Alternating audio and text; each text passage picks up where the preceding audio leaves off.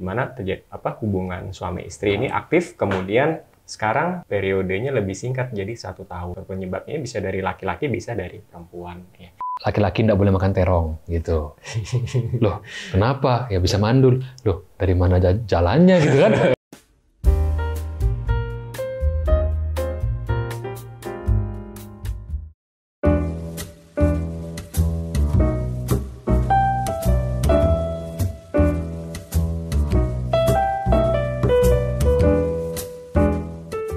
Mandul, mungkin kalau kata awam ya, kata yang lazim kita dengerin, mandul. Apa sih itu mandul?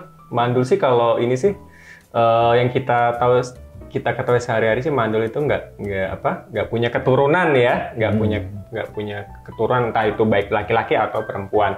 Tapi kalau dari segi medis sih biasanya istilahnya infertil ya. Nah, infertil apa sih mandul atau infertil itu? Jadi kalau infertil itu kalau dari sisi medis itu tidak terjadi proses kehamilan ya dalam kurun satu waktu dalam waktu 1 tahun sesudah menikah ya. Jadi 1 tahun menikah di mana hubungan suami istri itu aktif ya, jadi dilakukan aktif rutin dalam jangka waktu 1 tahun, tidak hamil-hamil juga. Nah, itu ya yang dikatakan infertil.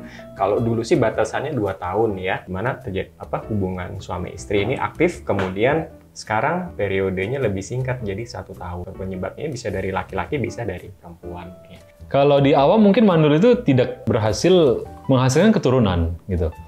Tapi yang namanya mandul ini kan ya kadang konteksnya kan apakah ini, kadang-kadang mandul ini sensitif ya. Kadang apakah ini dari pihak cowoknya, suaminya, atau dari pihak istrinya yang mungkin kurang potensial gitu ya.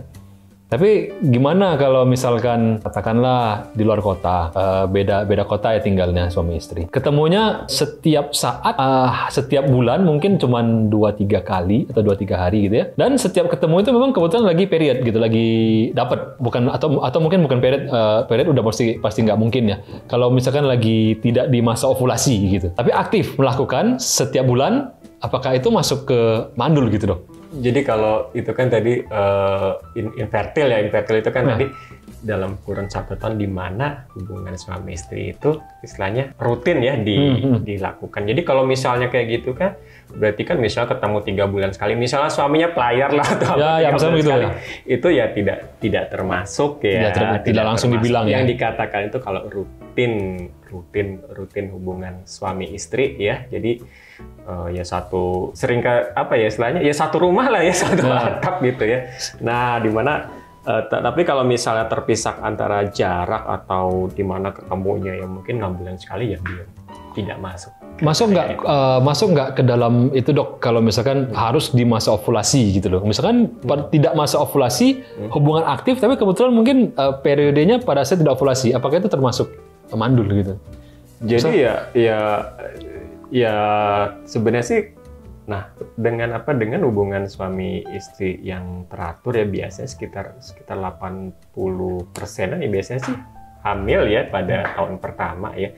Jadi kalau misalnya dalam kurun waktu setahun itu dia tidak hamil juga ya sudah termasuk kategori infertil ya, infertil ya. Nah, infertil kemudian ya perlu ditelusuri lebih lanjut. Apa sih faktor penyebabnya? Apakah dari pihak laki-laki atau perempuan ya?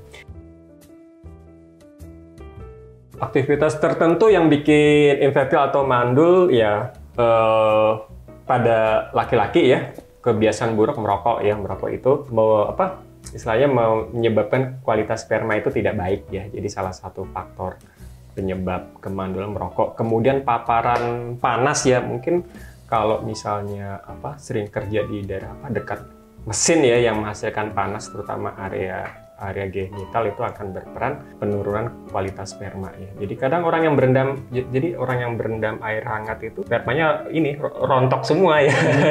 Kurang bagus berarti kalau pada orang yang memang mengharapkan ya. Iya, kalau misalnya ingin hamil. Tapi kan kalau cuma sesekali aja sih tidak apa-apa ya gitu kan. Sperma kan dia diproduksi terus-terusan kan ya.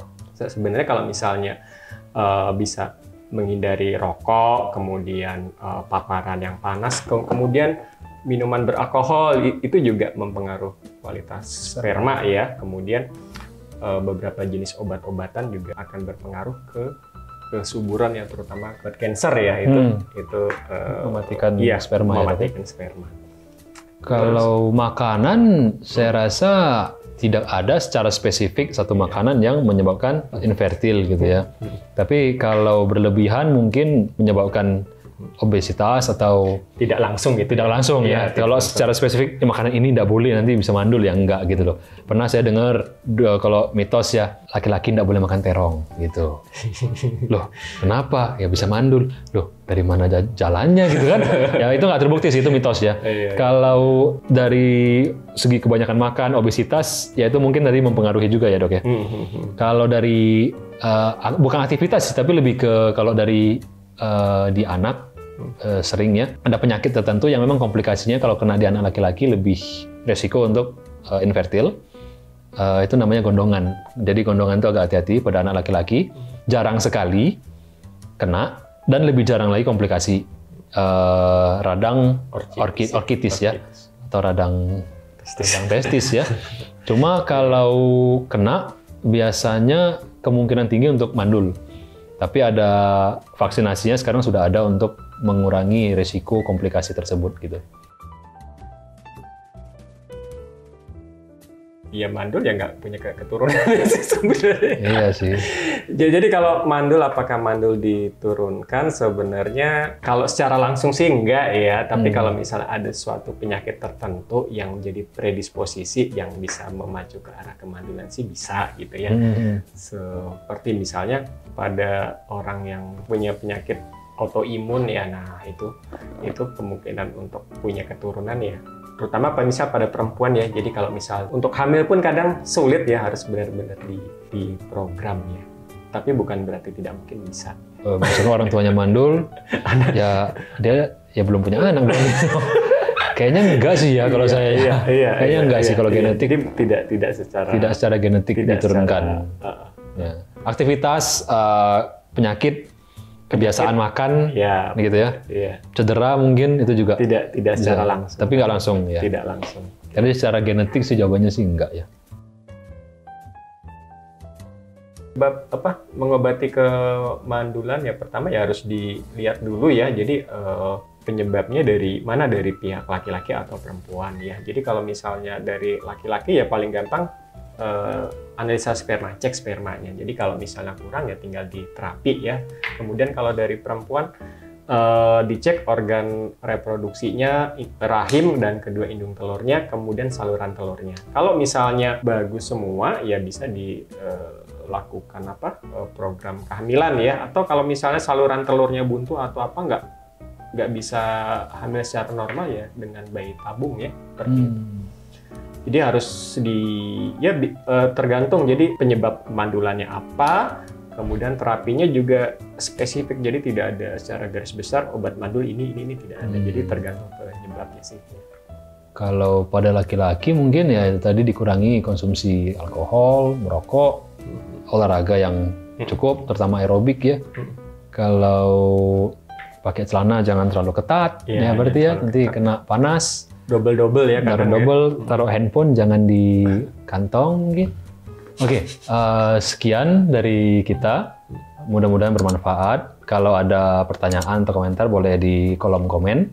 Saya Dr. Willy, Dr. Ana, dan Dr. Prima. Saya Dr. Prima, Dr. Objin. Sampai jumpa ya. Iya.